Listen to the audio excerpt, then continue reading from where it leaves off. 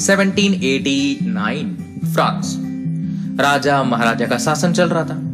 राजा महाराजा मतलब मोनार्की का शासन चल रहा था और लोग जो है सो परेशान हो चुके थे।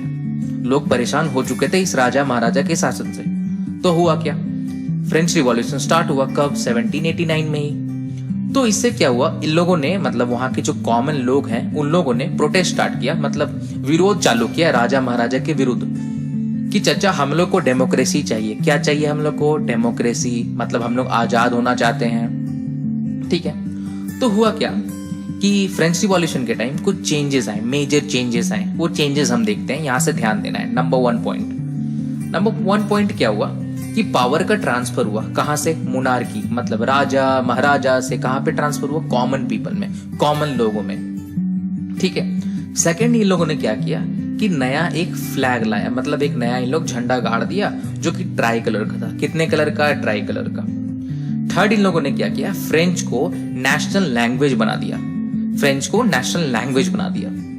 नंबर फोर्थ क्या किया, नंबर फोर्थ इन लोगों ने क्या किया कि नेशनल एंथम कंपोज किया और शपथ लिया अपने कंट्री के लिए, शपथ लिया अपने कंट्री के लिए।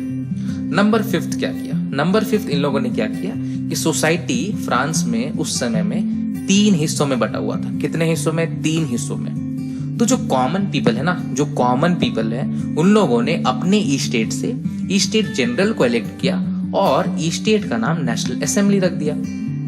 ठीक है भैया। नंबर 6 क्या किया, इंटरनल कस्टम ड्यूटीज को हटा दिया, मतलब जो सामान का इधर उधर ले जाने में जो हमें टैक्स देने पड़ते थे ना, उसको खत्म कर दिया गया।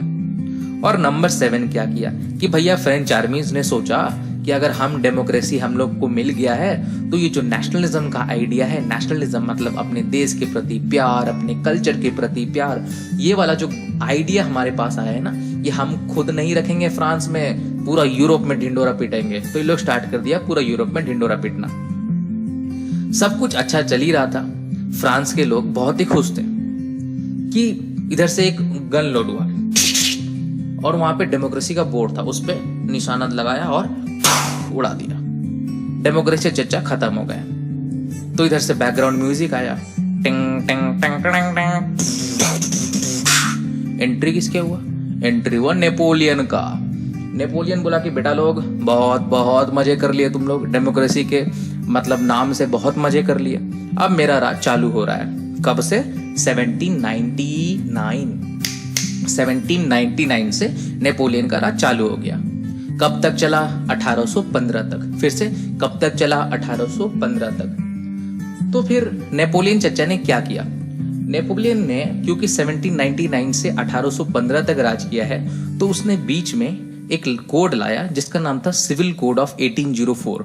क्या नाम था, सिविल कोड ऑफ 1804। हाँ, अब इसमें कोई बड़ा बात है नहीं कि सिविल कोड ऑफ 1804 को नेपोलियन कोड ही बोला जाता है। क्यों, क्योंकि नेपोलियन चचा ने लाया था तो नेपोलियन कोड ही बोलेंगे उसको। ठीक है। अब फिर से ध्यान देना है, मतलब अलर्ट लेवल ऊपर हो जाना चाहिए, ध्यान देना है। सिविल कोड ऑफ 1804 में क्या क्या था, इसके आने से क्या क्या हुआ। नंबर 1, कानून के नजर में सब बराबर हो गए भैया लोग, कोई सलमान खान नहीं है यहाँ पे, सब बराबर। ठीक है। Right to property, right to property मिल गया सबको। Second point, right to property मिल गया। मतलब भैया, मतलब my property is my property, none of your.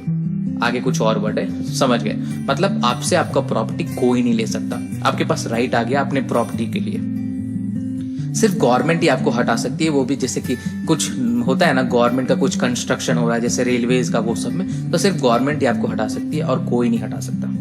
Number 3, feudal system को खत्म कर दिया गया। फ्यूडल सिस्टम को खत्म कर दिया गया। उस टाइम पे सोसाइटी जो है वो पावर के हिसाब से डिवाइडेड था, अपर सेक्शन, लोअर सेक्शन, ऐसा टाइप का।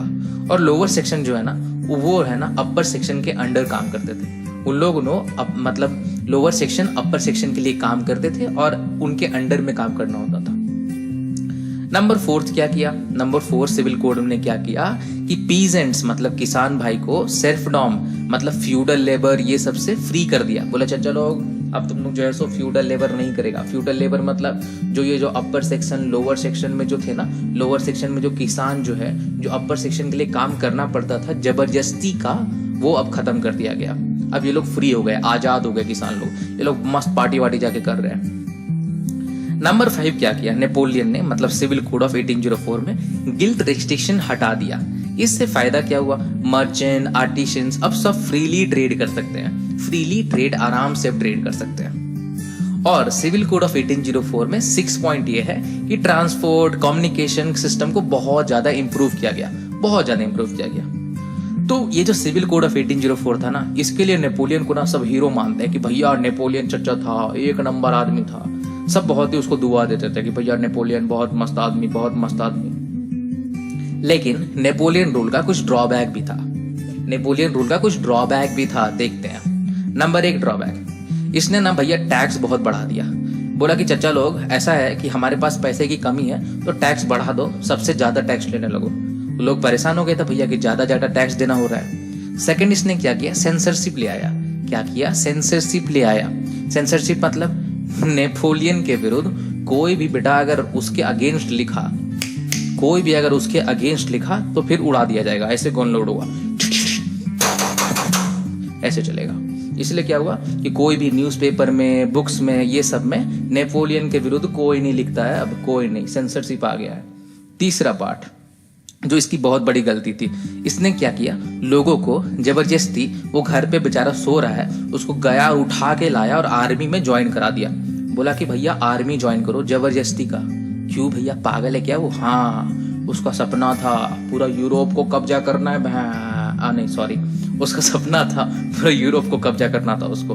तो क्या था कि ये था 3 ड्रॉबैक्स जो कि नेपोलियन का था। और अपना चैप्टर यहाँ पे, ये जो पहला टॉपिक है यहाँ पे खत्म हो जाता है। हम अभी थोड़ा क्या करेंगे कि डेट्स का रिवीजन करेंगे कि हम लोग स्टार्ट कैसे किए थे। स्टार्ट हमने किया था 1789 से, जहां फ्रेंच रिवॉल्यूशन चल रहा था, मतलब स्टार्ट हुआ था। तो सब बहुत ही मजे कर रहे थे, फ्रांस डेमोक्रेटिक हो गया था, सब बहुत ही मस्ती में कर जी रहे थे कि नेपोलियन का उधर से देखे कि हम लोग बंदूक का आवाज आया, उसने डेमोक्रेसी को उड़ा दिया। तो नेपोलियन का एंट्री कब हुआ, 1799 में। 1799 में कब तक राज किया उसने, 1815 तक राज किया। ठीक है, तो इसके बीच में नेपोलियन ने क्या किया, 1804 में सिविल कोड ऑफ 1804 लाया, जिसको प्यार से नेपोलियन कोड भी बोलते हैं। कोई दिक्कत यहां तक नहीं होना चाहिए। इसके बाद हम लोग क्या करेंगे, अगला जो टॉपिक है उसमें हम लोग देखेंगे 1815 के आगे क्या हुआ। ठीक है, अभी तक मस्ती करो, एंजॉय करो, धन्यवाद।